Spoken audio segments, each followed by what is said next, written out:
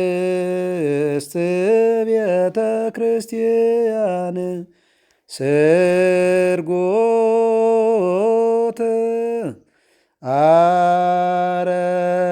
አረፋቲሃ ወስእልት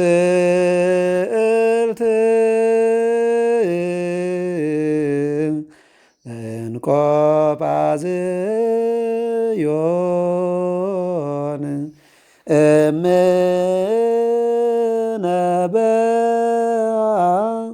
ቅድስት ቤተ ክርስቲያን። ሰላም ጤና ይስጥልን ተመልካቾቻችን፣ በመላው ዓለም ሆናችሁ የስርዓት ሚዲያን የምትከታተሉ ተከታታዮቻችን እንደምን ሰነበታችሁ? ይህ የስርዓት ሚዲያ ነው። ዛሬ ወደ እናንተ ስርዓት ሚዲያ መርሃ ግብር ይዘን ቀርበናል። እስከ መርሃ ግብራችን ፍጻሜ ድረስ ከኛ ጋር እንድትቆዩ እናሳስባለን። እንደምን ዋሉ መምህር? እንኳን አደረሰዎት ለዚህ ለዐቢይ ጾም ለጌታችን ለአምላካችን ለመድኃኒታችን ለኢየሱስ ክርስቶስ ጾም በጾም እንኳን አደረሳችሁ፣ እንኳን አደረሰዎት። ተመልካቾችንም እንኳን አደረሳችሁ እንላለን። እንግዲህ የዐቢይ ጾም ጊዜያችን ላይ ያለ ነው። ታላቁ ጾም የአምላካችን የመድኃኒታችን የኢየሱስ ክርስቶስን ጾም እየጾምን ያለ ነው። እንደው በዚህ ላይ ምዕመናን ሲጾሙ ምን ማድረግ እንዳለባቸው እንዲያው ሌላ ተከታታይ መርሃ ግብር አለን ይታወቃል። ግን እዚሁ ጾማችን ስንጀምር ደግሞ እንኳን አደረሳችሁ። እንደዚህ በዓላት ሲመጡ የተለያዩ መርሃ ግብሮች ሲኖሩ በዛው በመካከል እያስገባን እንኳን አደረሳችሁ እንላለን። ሀሳባችንን በመካከል ስለምንሰጥ እንግዲህ በዓላትም አጽዋማትም ሲመጡ እንደዛ ስለምናደርግ ዛሬም ዐቢይ ጾምን አስመልክቶ ለተመልካቾቻችን እንኳን አደረሳችሁና እንደው ሲጾሙ ምን ማድረግ እንዳለባቸው አጠር ያለ መልእክት እንድናስተላልፍ እስኪ እሱ። እሺ፣ እንኳን አደረሰዎት ጌታ፣ እንኳን አደረሳችሁ ተከታታዮቻችን፣ ተመልካቾቻችን። በእውነት እግዚአብሔር ቸርነቱ በዝቶልን እንግዲህ ያው በየዓመቱ በታላቅ ናፍቆት በታላቅ ምስጋና ቤተክርስቲያናችን የምትጾመው ጾም ነው። ያው ከስሙም ከስያሜውም ስንነሳ ዐቢይ ጾም ነው። ሌሎች ስያሜዎች ቢኖሩትም ሌሎች ስያሜዎቹም በነገራችን ላይ ከዐቢይ የሚዘሉ አሉ።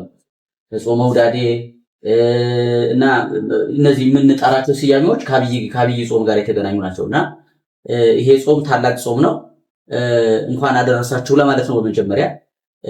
ከዛ ግን ወደ መልእክታችን ያው ወደ ዋናው ጉዳይ ስንመጣ ጌታ አሁን እንዳሉት ጾማችንን እንዴት ማሳለፍ አለብን፣ እንዴት መጾም አለብን የሚለው በዋናነት በሁለት ብንከፍለው ብዬ አስባለሁ። የመጀመሪያው ጾም ምንድን ነው፣ ከጾም ጋር የተገናኙ በደንብ ሀሳቦችን መያዝ አለብን። ጾም ምንድን ነው ራሱ ዐቢይ ጾምን ብቻ ሳይሆን ስለ ጾም ያለን አመለካከት ራሱ ስለ ጾም ያለን አረዳድ በጣም የተስተካከለ መሆን አለበት። ብዙ ጊዜ የዚህ የአረዳድ ችግሮች ስለምናይ ነው።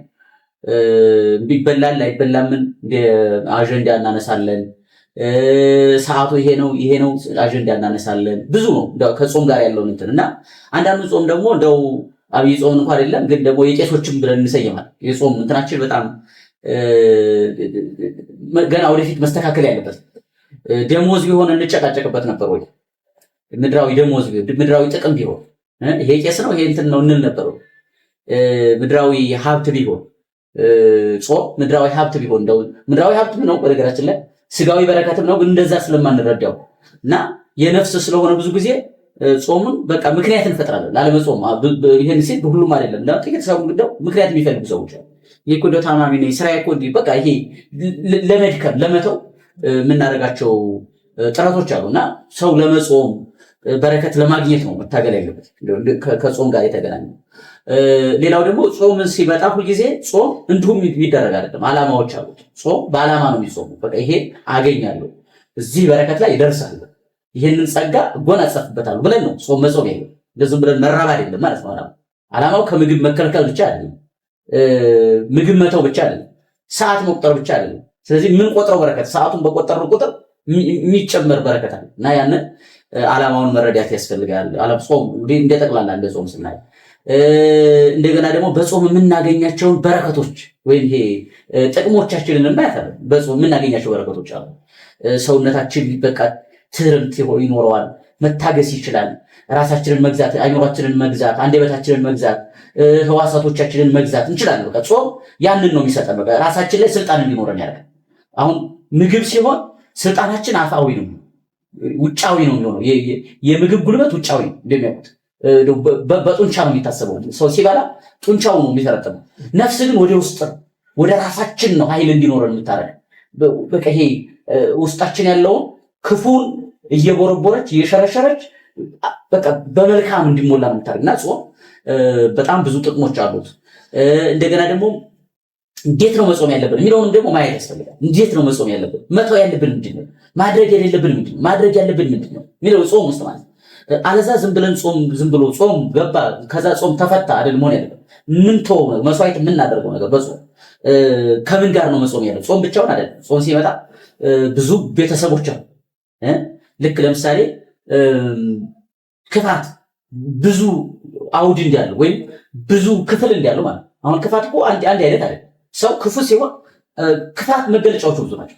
ከክፋት ጋር ምቀኝነት አለ፣ ከክፋት ጋር አብሮ ውሸት አለ። በቃ አሉ ቤተሰቦቹ የክፋት ማለት።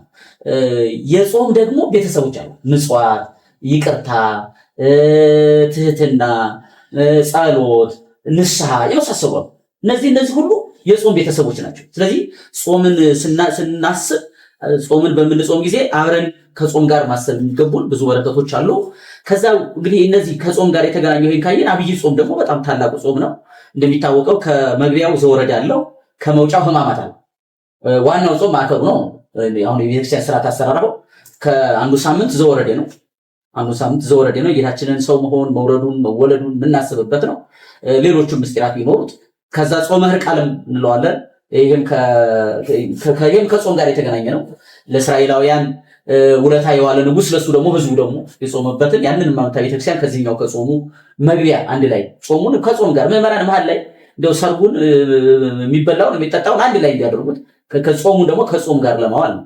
ከዛ ወደዛኛውን ስንሄድ ጾሙ ከጨረስን በኋላ ደግሞ የክርስቶስን ሕማማቱን ከጾሙ ጋር አሉ ከልክ ስቅለቱ ማለት ነው። በቃ ትንሳኤውን እዛው ከጾሙ ጋር ማለት ይሄ እንግዲህ ቤተክርስቲያን ትልቅ የስርዓት የትምህርት የህይወት ቤት መሆኗን የምናይበት በቃ ጾም ጾመን የክርስቶስን ጾም ጾመን ክርስቶስ የጾመው ወደ አገልግሎት ወደ ሐዋርያትን ወደ መሰብሰብ ድውያንን ወደ መፈወስ በታምራት እኛን ወደ መማረክ ከመግባቱ በፊት የስራው መጀመሪያ ጾም ማለት የስራው መጀመሪያ ነው ጾም 40 ማለት 40 ሌሊት ጾም ማለት ከተጠመቀ በኋላ እኛን ደግሞ ቤተክርስቲያን ወሰደችና ክርስቶስ ለስራው መጀመሪያ ያደረገው ጾም የስራው ደግሞ መጨረሻው ምንድን ስቅለት እኛን ያዳነበት ማለት ነው። በቀራንዮ ተሰቀለ፣ ደሙን አፈሰሰ፣ ስጋውን ቆረሰ፣ ስለኛ ተገረፈ፣ ነፃ ወጣ።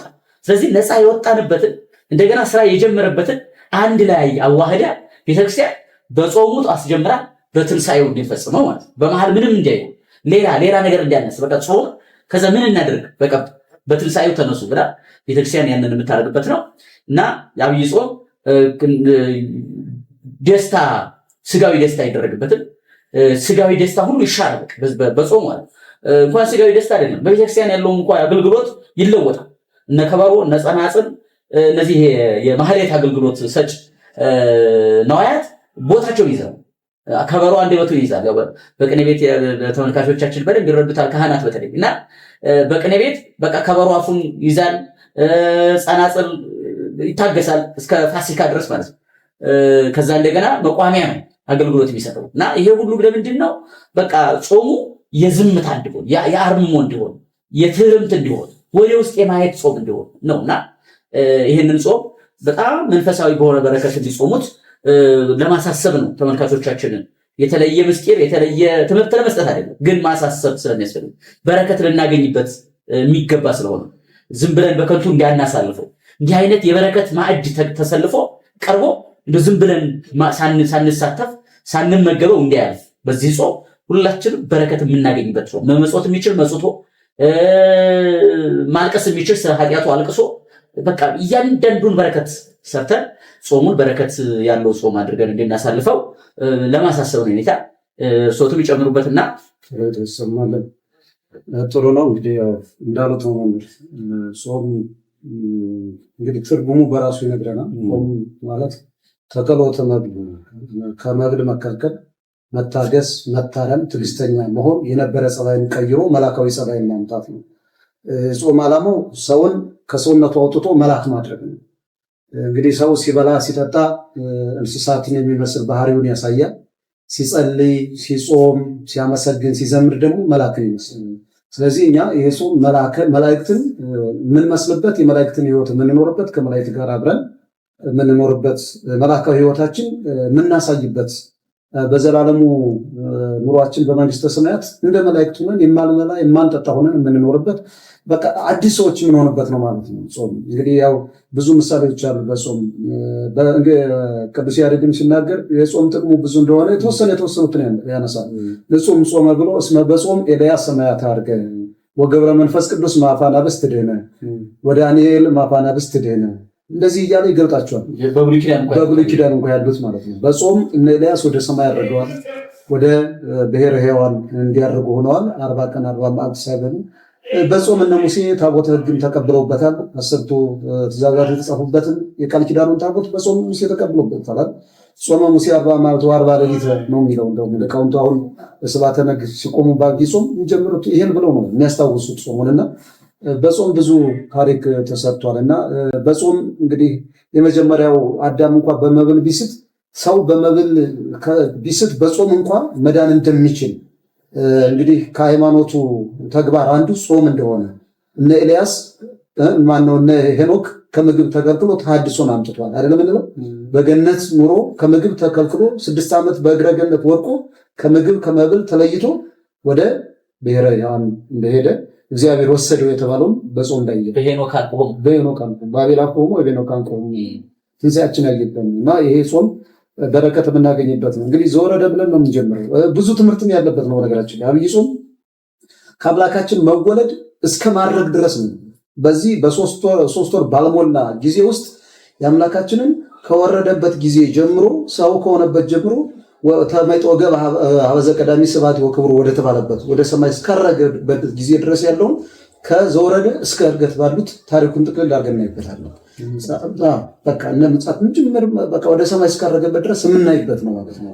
ዘወረደ ወረደ እንላለን። ቅድስት ያ የወረደው ደግሞ የተቀደሰ ቅዱስ የሆነ አምላክ ነው። ዓለምን ለመቀደስ የረከሰውን ዓለም መልሶ ወደ ቅድስና ለማምጣት ሰይጣን በግዞት ውስጥ ያደረገውን ዓለም ወደ ነፃነት ለማምጣት ያ ቅዱሱ እግዚአብሔር እኔ ቅዱስ ነኝና እናንተም ቅዱሳን ሆኑ እንዳለ ቅዱሱ እግዚአብሔር ከሰማይ ወርዶ ያን የጠፋውን የሰው ልጅ ቅድስናውን ያጣውን ሕይወት ያጣውን የሰው ልጅ ወደ ቅድስና መለሰው። ቀጥሎ ምኵራብ እንላለን። የቅድስና መገኛ የሆናቸዋን ቤተ መቅደስን የጸሎት ቤት የሆነችዋን አጸዳ ከወንበዴዎች ከሌቦች። ቀጥለን መጻጉዕ እንላለን። የታመሙትን ሕሙማንን ፈወሰ። ቀጥለን ደብረ ዘይት እንላለን። ምጽአትን የሚመጣበትን ሕሙማነ ሥጋን ሕሙማነ ነፍስን አድኗል። ከዛ ደግሞ መጥቶ በመጨረሻው ወደ ማያልፉ ዓለም የምንሄድበትን ቀጥለን ገብርኄር እንላለን። የአገልግሎት ዋጋ ምን እንደመሰለ ኒቆዲሞስ እንላለን። ስለ ጥምቀት የተነገረበትን በመንፈቀ ሌሊት በቃ ስለ አምላክነት ወደዚህ ዓለም ስለመጣበት ተግባር በደንብ የጠየቀውን ኒቆዲሞስን እንመስላለን። ሆሳዕና እንላለን። የሕፃናቱ ወደ ኢየሩሳሌም ሲገባ ያመሰግኑ። የምንጨርሰው ግን ልክ በመብል ባለመብላት እንጀምራለን፣ ባለመብላትም እንጨርሳለን። ባለመብላት የምንጨርሰው ምንድነው? ትንሣኤ ስንል እኛ የፋሲካ ጊዜ ሲሆን የመብል ጊዜ ማለት አይደለም።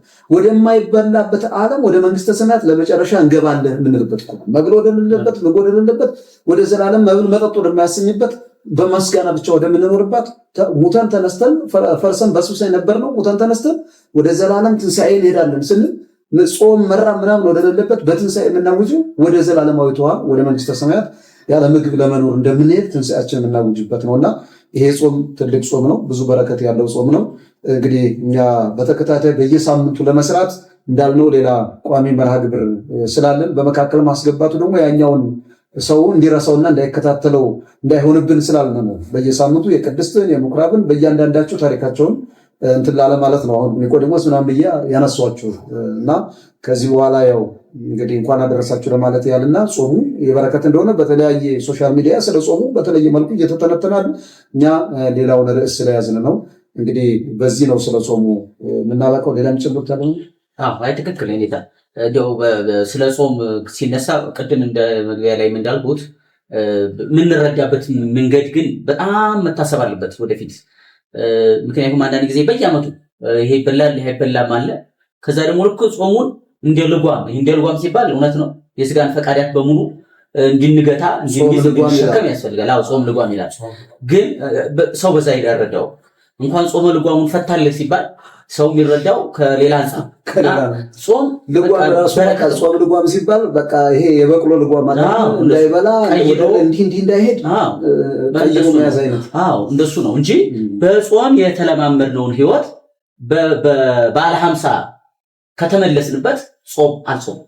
ይሄ አረዳድ መስረሳ በጾም የተለማመድነው ህይወት ትህርምት፣ በጎነት፣ ምጽዋት፣ ንስሐ የመሳሰሉ በቃ በጾም ያገኘናቸው በረከቶች በባለ 50 መቀጠል አለባቸው።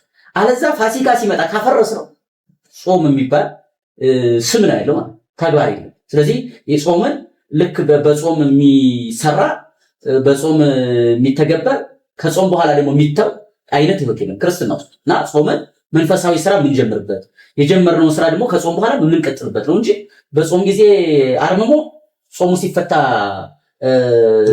ስድብ እንደፈለገ ሰው እንትን እንዳደረገ ይሄ በጣም ትክክል አይደለም። በእኛ እንትን እሱ ነው። አሁን ጾም ላይ በቃ ዝም በሉ ይባላል። በቤተክርስቲያን አገልግሎት ነው በነገራችን ይሄ በጣም መነጋገር አለ። በቤተክርስቲያን ምንድነው አሁን ጾም ሲሆን ሱባኤ ነው ቆይ ከሱባኤ በኋላ ይባላል። እንደዛ የሚባል ነገር የለም። ችግርም ካለ በጾሙ መፍታት ይቻላል። ምንም ችግር የለም። ችግሩ ካለ በጾሙ መፍታት ይቻላል። ከጾም በኋላ ችግር ይፈታ ተብሎ በጾም አያድርም። ችግር ለፋሲካ የሚቀመጥ የችግር ፋሲካ እና ይሄን እንዲታሰብበት ጾም በመጀመሪያ ራሱ የችግር መፍቻ እና ራሱ የችግር መፍቻ ነው። እነሱ አይነት ያረዳድ ችግሮች አሉ ማለት ነው። እግዚአብሔር ይስጥልን። እንግዲህ መልካም ጾም ብለናል። ጾምን እንግዲህ የበረከት ጾም ያድርግልን። ምንድነው አስፈላጊ ሆኖ ካገኘነው ተመልካቾቻችንም እንደው ጥያቄዎች ካሏቸው ግን አልፎ አልፎ ልንመለስበት እንችላለን ማለት ነው። መሀል ላይ ልንመለስበት እንችላለን። በእኔ በኩል ያለው ይሄ ነው። በጣም ጥሩ። እንደው ካነሱት አንድ ምንድነው እንትን ያለ ይሄ ጥያቄ ሁልጊዜ ጾም በመጣ ቁጥር የሚጠየቁ ጥያቄዎች አሉ። የሚበላ የማይበላ እንትን ይሄ ሩካቤ ስጋ ምንድነው እነሱ እነዚህ ነገሮች ሁሌ ነው የሚጠየቁት።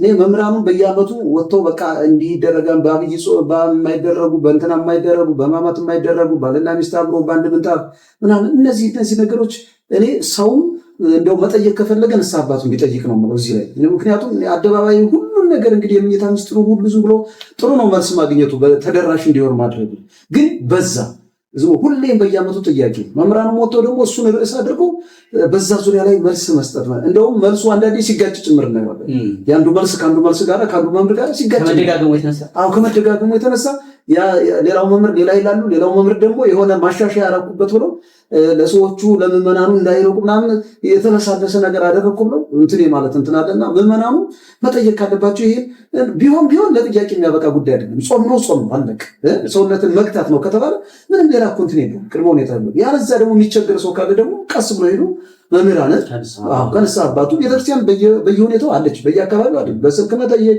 በግል እንጂ ሁልጊዜ እዚህ ሶሻል ሚዲያ ላይ እንዲህ ይደረጋል እንዲህ አይደረግም እንደ የተቀመጡ ነገሮች አሉ። የፍትሐ ነገሥቱን በደንብ ማንበብ ነው። እዛ ፍትሐ ነገሥቱ ከተቀመጠ ሌላ መምህር ተነስቶ ፍትሐ ነገሥቱ ሊሽረው አይችልም። ፍትሐ ነገሥቱ ያስቀመጠው ተቀምጧል። ከፍትሐ ነገሥቱ ያልተቀመጠ አዲስ ነገር ከመጣ ደግሞ መምህራንን መጠየቅ ይቻላልና እንደ ሁሌ እንዲህ ይበላል አይበላም ይነሳል ይቀመጣል የሚባሉት ነገሮች ሁሌ ባይሆኑ የሚል እኔ ማሰብ አለኝ። እኔ እንደውም እዚህ ላይ ምን አለው ስለ ሄዳ እንደው አንዴ ድሮ ልጅ ሆነን አንዴ አባባል እነሱን ያሳየኛል። ሰውየው ድሮ አዝማሪ የሚባል አሁን እንኳን ያለ አይመስለኝም፣ ስሙም ተቀይሯል መሰለኝ።